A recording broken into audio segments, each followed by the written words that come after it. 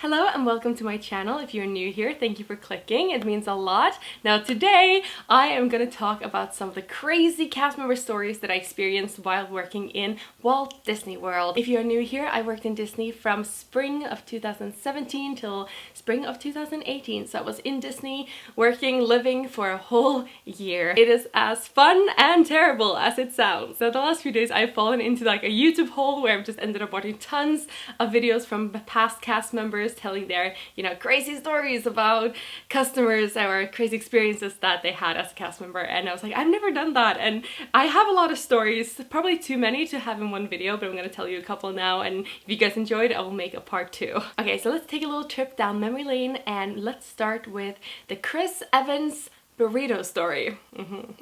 So the Chris Evans burrito story is a horrible memory and a really fun memory at the same time. I was on the CRP program, which is the Cultural Representative Program, so I could only work in one location, and that was in Epcot in the Norway pavilion. I'm from Norway, hello. So I'm standing in one of the merchandise stores, which is where the Frozen ride exits from, and I can see, I'm just, standing there, people watching, there's no one in line, no one really in the store, and I can see one of the cast members, one of the other Norwegians, standing in the restaurant trying to signal me. She's like, come here, come here. So I just kind of stroll out and I'm like, what's up? And she's like, Chris Evans is in the restaurant.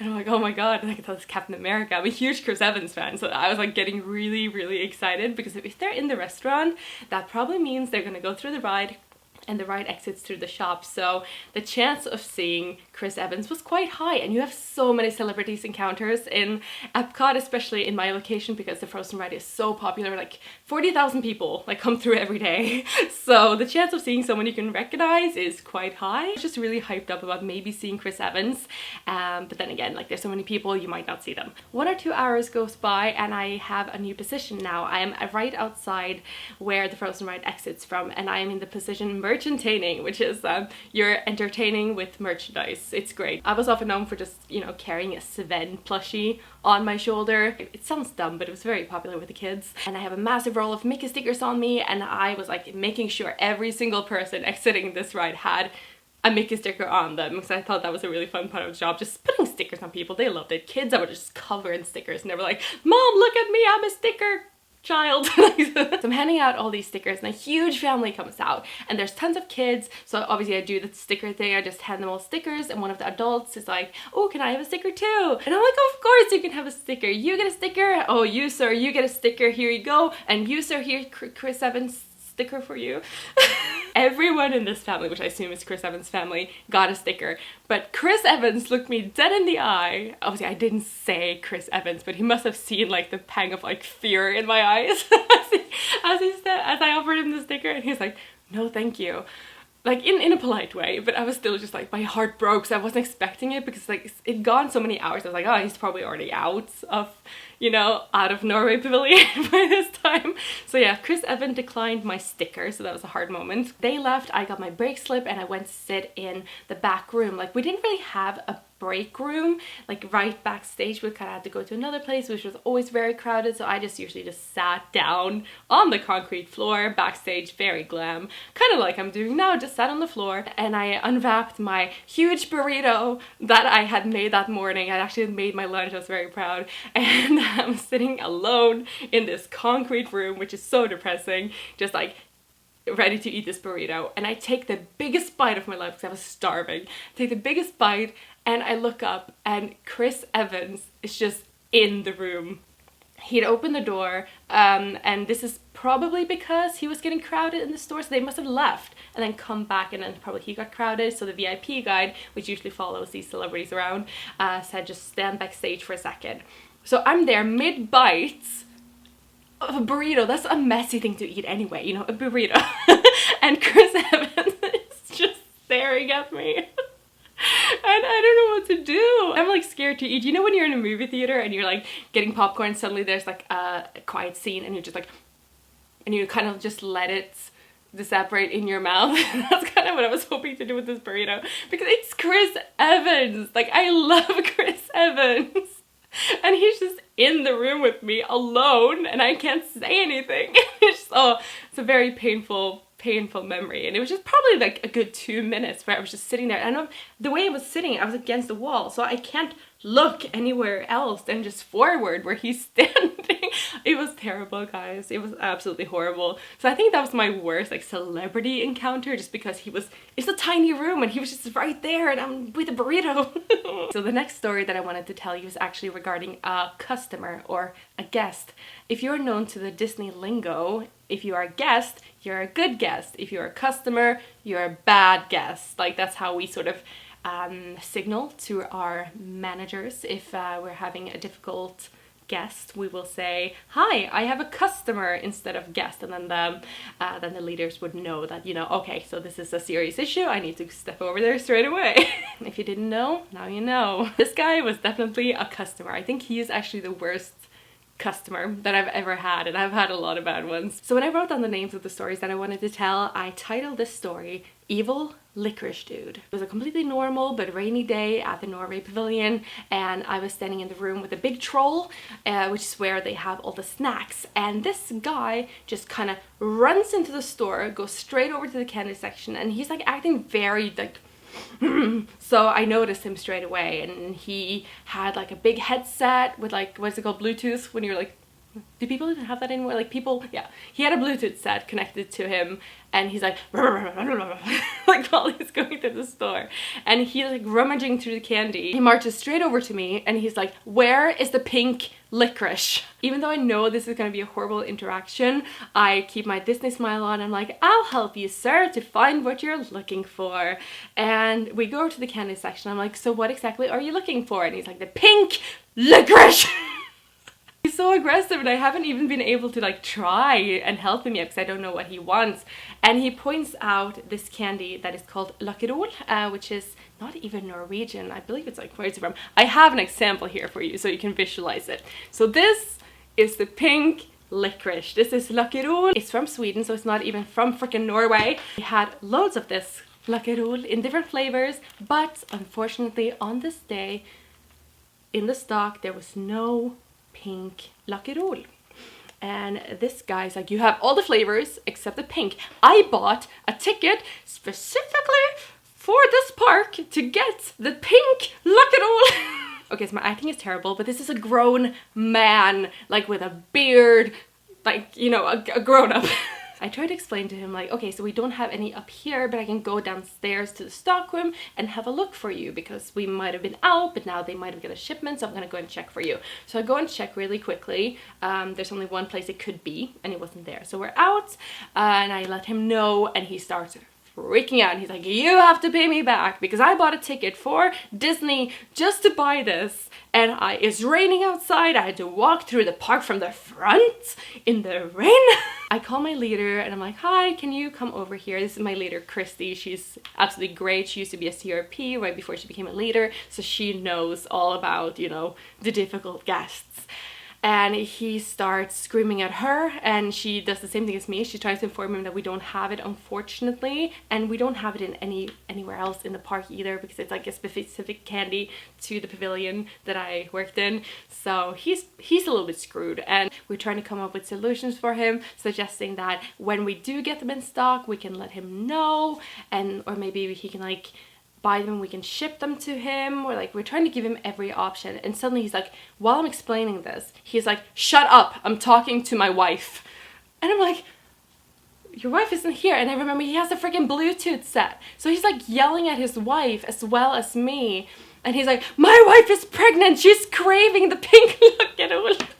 So I don't know what the hell is going on in this guy's life, but his wife is pregnant. So my leader calls her manager to come over, and they go into this really dumb agreement that when we get the pink Lakkerol, my leader is gonna send it to the guy for free, like a whole box, not like a little box of these, but the whole stock box that we get, because like he obviously has problems that we need to solve, because, you know, Disney magic.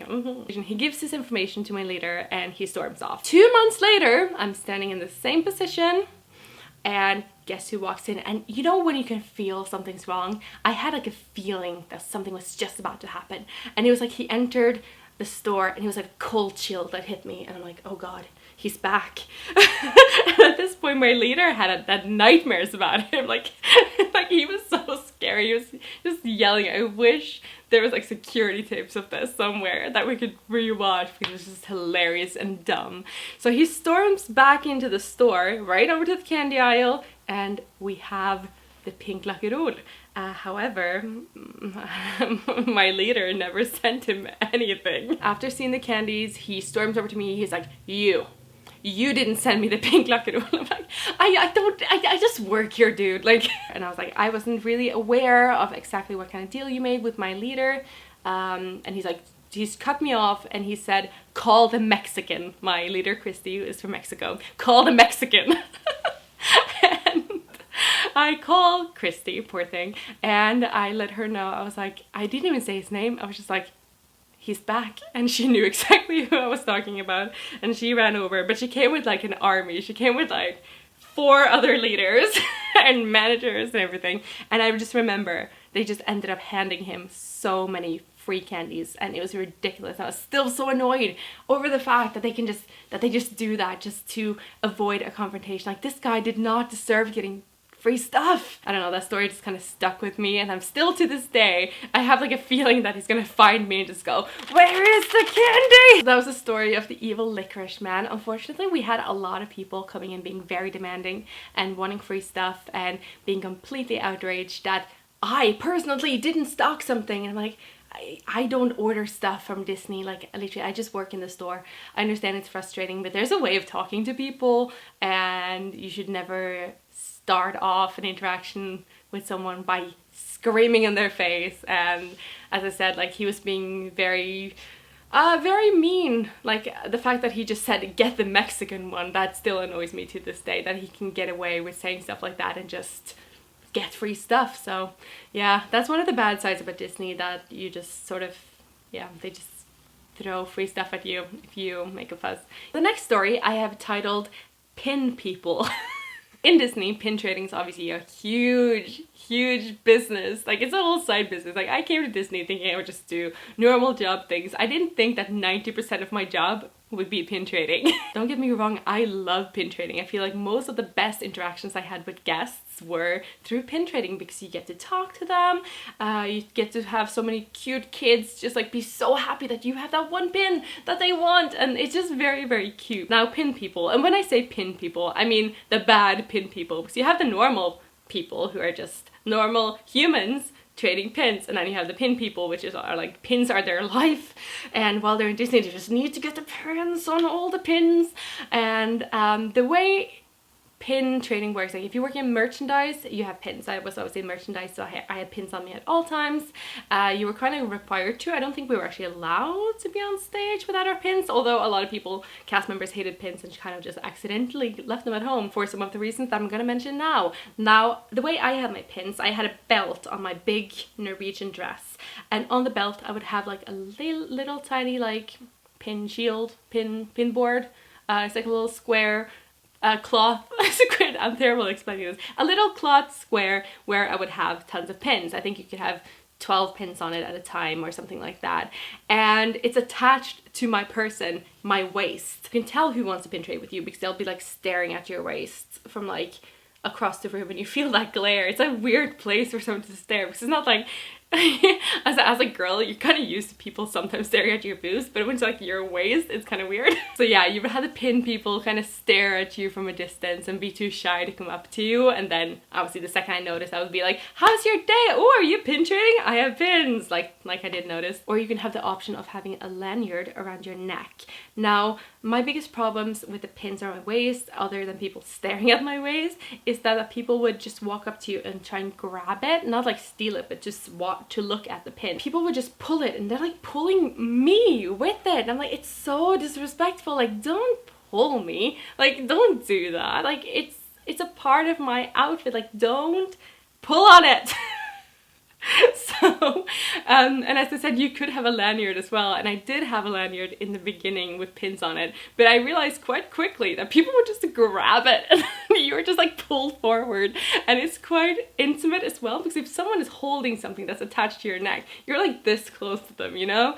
And as well, like, yeah, they can pull you. So I quickly opted out that it was better to be pulled by the waist than be pulled by the neck. This is so brutal. Like, Disney is like a full-on war sometimes.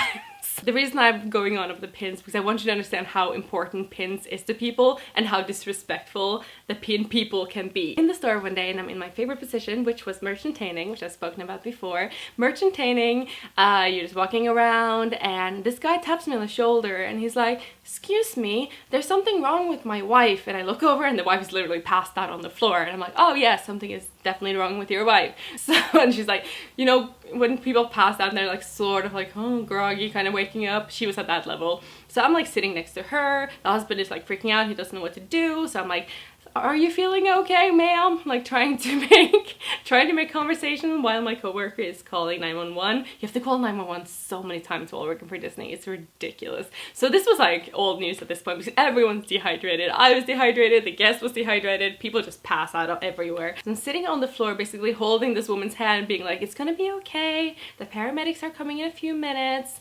You're probably just dehydrated. It's absolutely fine. We're gonna get you some water." Trying to calm her down when I feel tugging at my fucking waist and someone is pin trading with me while I'm helping like a dying woman on the floor. Some like grown-ups, adults, are like, I would have understood if it's a kid, like not understanding the situation, but a grown-up, like a couple trying to pin trade with me. And I was just like, I think that's the only time in Disney where I was like, "Excuse me?" It's like, how dare you? Like, I am literally trying to help this woman who is clearly, there's no way they couldn't have seen her. She was in the middle of the floor, like passed out. That was a messy situation, but I just remember as being like, what the fuck are these people thinking? I mean, granted, I always had really cool pins, but there's a time and place, you know? Just a really, really weird situation. And I remember also, as the woman was being like carried away on a stretcher, well, I'm like still with her, trying to like calm her down, holding her hand. Someone come up to me and they're like, "I watch your YouTube channel." Like, first of all, that never happens to me. Nobody ever comes up to me saying they watch my YouTube. Also, that's the funniest time to do that. I was just like, so much is happening. So yeah, that was one of my weirder experiences with the pin people, and I think I'm gonna end the video here because it's probably gonna be ages long now, but I have a ton of more stories. So if you want to see more, please let me know in the comments below, and I will see you again very soon. And if you have some crazy Disney experiences, let me know as well, so I would love to see them, because I'm like obsessed with watching these kind of weird videos. So alright, so have a nice day guys, and I will see you again very soon. Bye!